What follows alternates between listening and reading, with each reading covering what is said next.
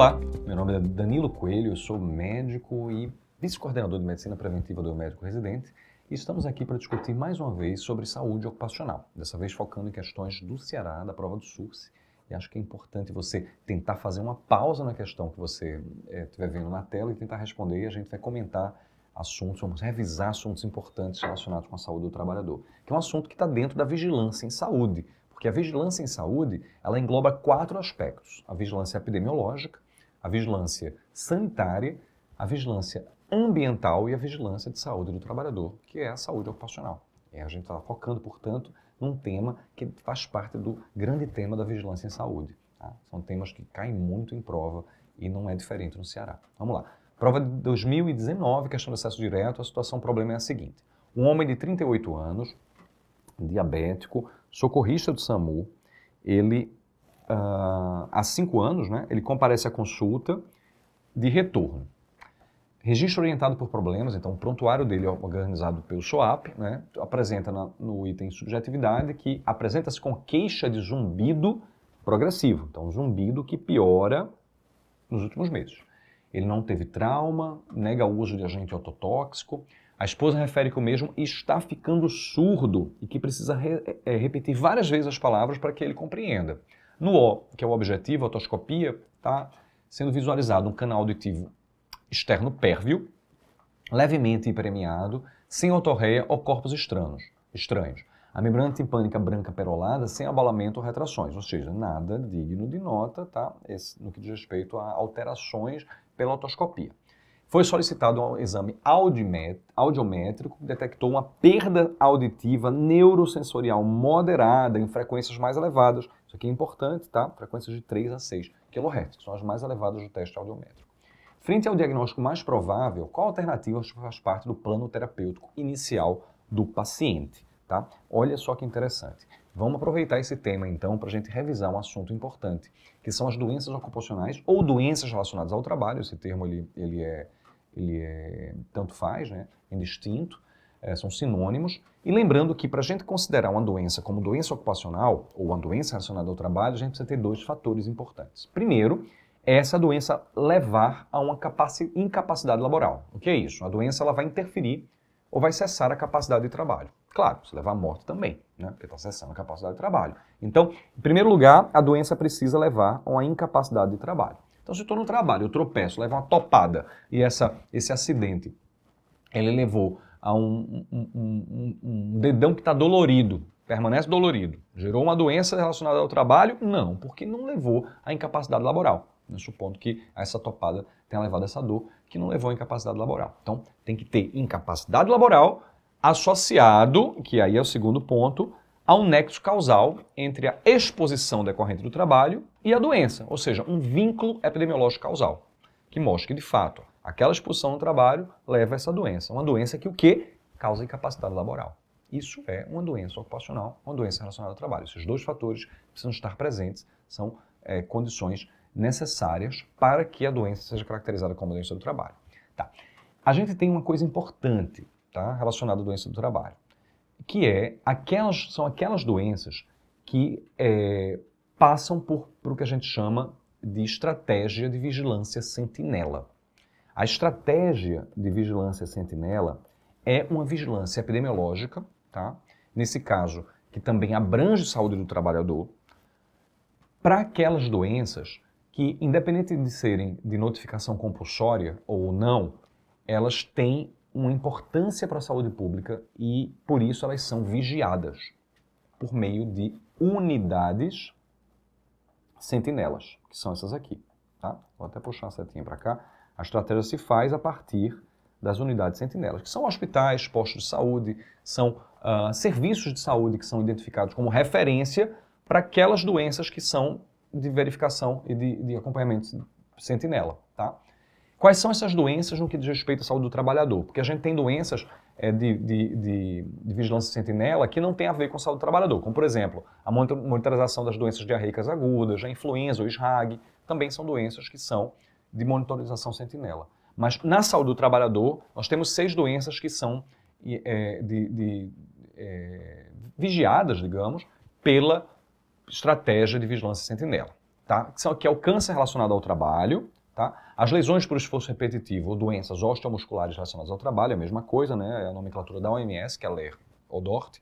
As pneumoconioses relacionadas ao trabalho, como silicose e asbestose, silicose é mais comum, né? As dermatoses ocupacionais, as perdas auditivas induzidas por ruído relacionadas ao trabalho e os transtornos mentais relacionados ao trabalho. Então veja, transtorno mental não é uma doença de notificação compulsória. A gente notifica a Vigilância Epidemiológica Nacional quando a gente pega um caso de depressão, por exemplo, diagnosticado de depressão. Agora, se for uma depressão relacionada ao trabalho, a gente vai notificar, não é para a notificação do SINAM. Não é notificação da vigilância epidemiológica. Não é uma doença, isso aqui não é uma doença da lista de doenças, agravos e eventos de notificação compulsória, tá? Que vai alimentar esse sistema de informações nacional de agravos de notificação, que é o SINAM.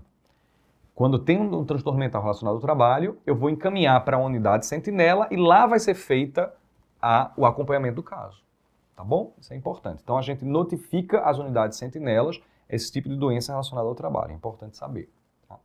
Agora, a gente vai notificar o SINAM, que aí são a lista de doenças, agravos e eventos de notificação compulsória, apenas se eu tiver um acidente grave ou fatal ou em criança ou adolescente, a notificação imediata, tem que ser feita até 24 horas, ou um acidente com material biológico, a notificação ela é semanal, não é imediata. Tá bom? Isso é importante. Então a gente sabe, portanto, que a perda auditiva induzida por ruído ela é uma doença ocupacional ou doença relacionada ao trabalho que é vigiada pela estratégia de vigilância sentinela. Tá? Esse caso precisa ser encaminhado para a unidade sentinela para fazer acompanhamento. Tá? Quais são as características de uma PAIR, de uma perda auditiva induzida por ruído? Tá? Primeiro, existe uma necessidade de exposição ao ruído alto, ruídos acima de 70 decibéis de maneira geral. É muito comum, por exemplo, em ambientes de trabalho de aviação, em que tem britadeira, tá? Porque esses ruídos, se não tiver o uso adequado de um equipamento de proteção individual, de um EPI, eles vão ser sentidos acima de 70 decibéis pela pessoa que está trabalhando. Tá? Ela é uma perda auditiva neurosensorial, e a gente viu lá na questão que ela é neurosensorial, é uma perda progressiva, ela é uma perda bilateral e é uma perda irreversível. O que é que significa? Ser irreversível. Se eu cesso a exposição ao ruído, eu deixo de progredir, mas a doença que já foi causada, a perda que já foi causada, ela não retorna. Tá? O paciente não recupera a perda que ela já aconteceu, mesmo com a cessação de exposição ao ruído. Tá? Lembrando que fator de risco é a diabetes mellitus, então pessoas que têm diabetes, que é o caso também do problema, tá? da questão, tem diabetes, é um fator de risco, são mais suscetíveis. Tá? Agora, como eu falei, ela não progride na ausência da exposição, tá? E a gente tem esse padrão aqui na audiometria, que é um padrão que a gente chama de padrão em gota, que é o quê? Nas frequências mais altas, veja que aqui a gente tem até 6.000 decibéis, vindo de 125 até 6.000 decibéis. Nas frequências mais altas, a gente tem uma perda maior, tá? Uma perda maior está aqui nas frequências mais altas, sendo que a perda maior mesmo está aqui nessa frequência aqui de 4.000, tá? Então é um padrão que veja que faz um formato de como se fosse uma gota se formando aqui. Gota de água mesmo, tá? Não uma doença reumática, uma gota de água. Esse é o padrão em gota da audiometria, que é o que está compatível com o que está na questão. Vamos voltar nela para a gente se lembrar? É isso mesmo, olha só. A gente tem aqui uma pessoa diabética, tem uma exposição, porque ele é um socorrista do SAMU, então tem aquela exposição ao ruído da sirene, certo? Ele está com essa queixa de piora progressiva, tá? Não tem alteração na otoscopia, ela é bilateral, tá? E esse exame audiométrico mostrou uma perda auditiva neurosensorial, que é típica do PAIR, tá? Nas frequências mais elevadas, tá? De 3 a 6. Provavelmente a gente tem aqui um padrão aqui, que é no 4.000 Hz, né? Que é o 4 kHz, a gente ter a perda maior, um padrão de gota, padrão em gota, que é uma perda típica do PAIR, tá? Então vamos lá ver qual é a nossa resposta. Frente ao diagnóstico mais provável, que é o diagnóstico de PAIR, que é uma doença que vai precisar ser notificada para a unidade sentinela, né? Qual alternativa faz parte do plano terapêutico inicial? Vamos lá.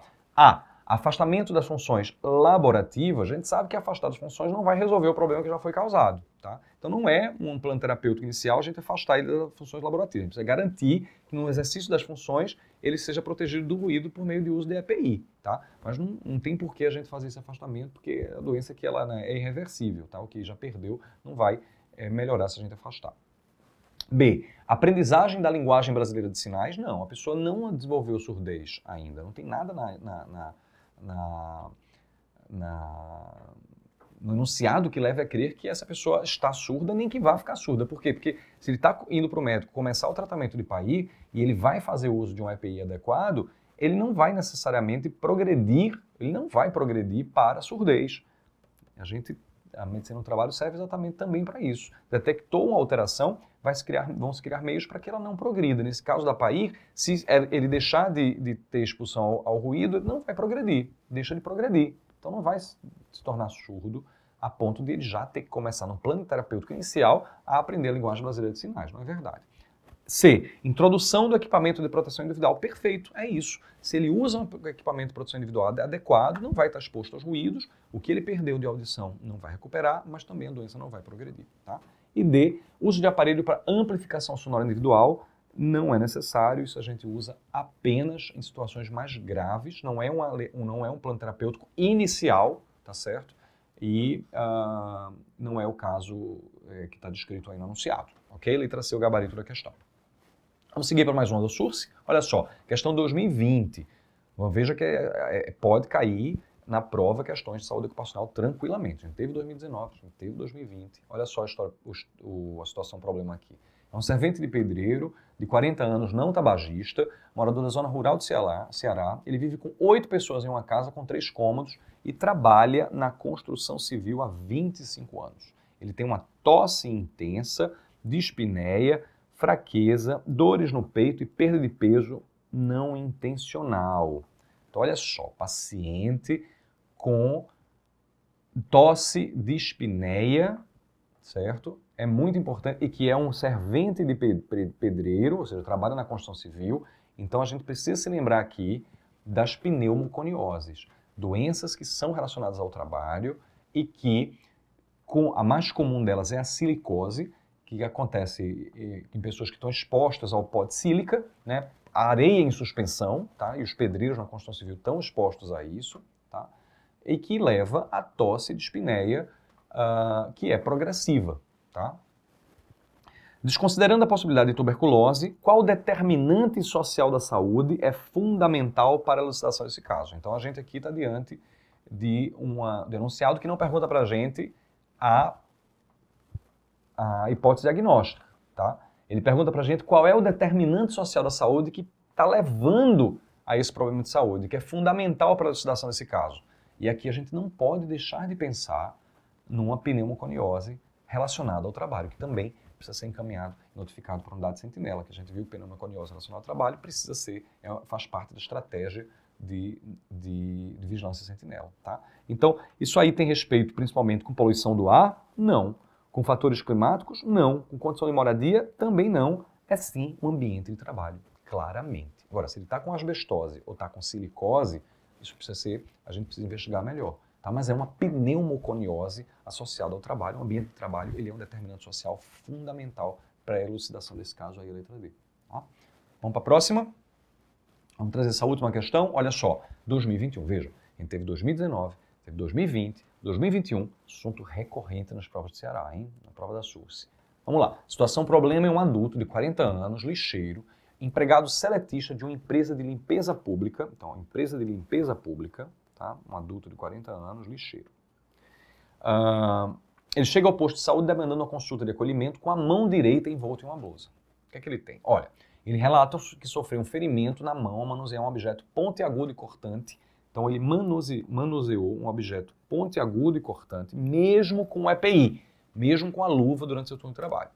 Ele nega ter sofrido qualquer acidente anteriormente. Ao exame da mão direita tem uma lesão incisa, né, corresponde a esse objeto aí que ele descreveu, né, suja de bordos definidos com cerca de 4 centímetros. Então, ele tem essa lesão aqui.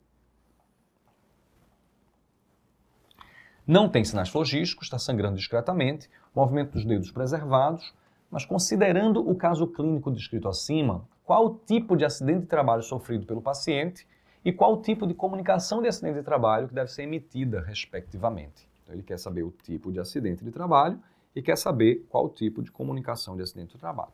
Então, vamos revisar esse tema para a gente poder responder melhor?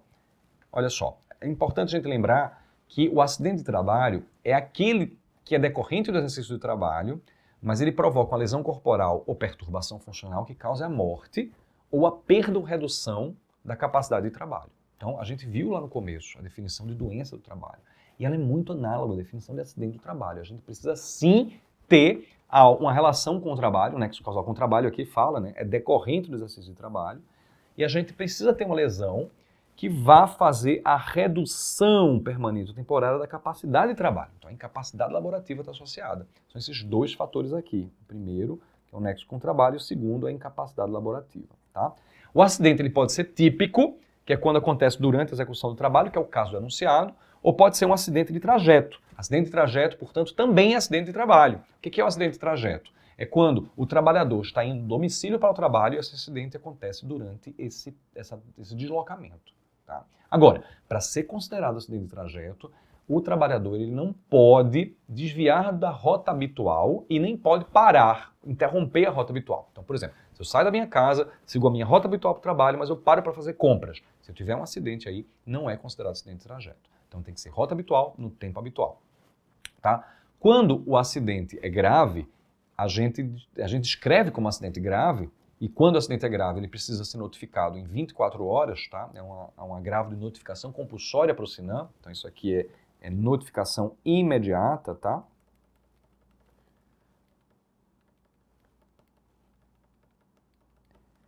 E isso acontece quando o acidente ele leva à morte, mutilação, e quando acontece em menores de 18 anos, que é crianças e adolescentes. Tá? Então, aqui também não está descrito, mas é importante lembrar que acidente grave também é aquele que acontece, não é só mutilação, mas é também internação. Tá? Então, acidente grave, morte, internação, mutilação ou criança e adolescente, ele é de notificação imediata. Tá? É importante lembrar que tanto o acidente de trabalho, que a gente descreveu no slide passado, como a doença relacionada ao trabalho, que a gente escreveu lá quando foi discutir a primeira pergunta, a primeira questão do SUS que a gente trouxe, eles são ser notificados pela CAT, que é a Comunicação de Acidente de Trabalho. Então, doença relacionada ao trabalho, após diagnóstico, também deve ser notificada por meio da Comunicação de Acidente de Trabalho. Tá bom? Essa Comunicação de Acidente de Trabalho ela acontece em 4 vias. A primeira vai para o INSS, a segunda para o trabalhador, a terceira para o sindicato, a quarta para a empresa. E quem vai emitir essa comunicação no centro de trabalho é a empresa. Quando a empresa não emite, ela recebe multa e aí a gente tem alternativas à emissão, que é o próprio profissional médico, tá? O profissional médico, o próprio profissional que sofreu o acidente de trabalho ou a doença, tá? O dependente dele, o sindicato ou qualquer autoridade pública podem fazer de maneira alternativa a emissão da CAT quando a empresa não faz. Tá? Como esse CAT ele é utilizado para fins previdenciários, por isso a primeira via vai para o INSS, ele é um documento para apenas trabalhadores formais ou informais que contribuem para o INSS, que a finalidade dele não é uma finalidade epidemiológica precípua, tá? A notificação que a gente faz epidemiológica é a notificação que a gente faz diretamente ao SINAM, ou a notificação que a gente faz quando é uma doença de saúde do trabalhador de vigilância sentinela, é uma notificação que a unidade sentinela faz, mas tanto a notificação para a unidade sentinela quanto a notificação para o SINAM, tá? Quando é um acidente de trabalho grave, como a gente viu, que tem notificação imediata, ou quando é um acidente de trabalho com material biológico, que a notificação é semanal, são esses 2 acidentes que a gente notifica, essa notificação é feita para o SINAM. Não é via CAT. CAT é para finalidade previdenciária, tá? Por isso é que só para trabalhador formal e informal que contribui para o INSS. A questão da vigilância sentinela, os agravos para a vigilância sentinela e os agravos para o SINAM, qualquer trabalhador, formal ou informal, a gente precisa notificar obrigatoriamente. Tá? E mais uma vez, lembrando, não é via CAT. CAT é para fins previdenciários. Quando esse CAT deve ser emitido? Até o primeiro dia útil seguinte à ocorrência do acidente ou da doença, do diagnóstico da doença, tá? Que é isso aqui.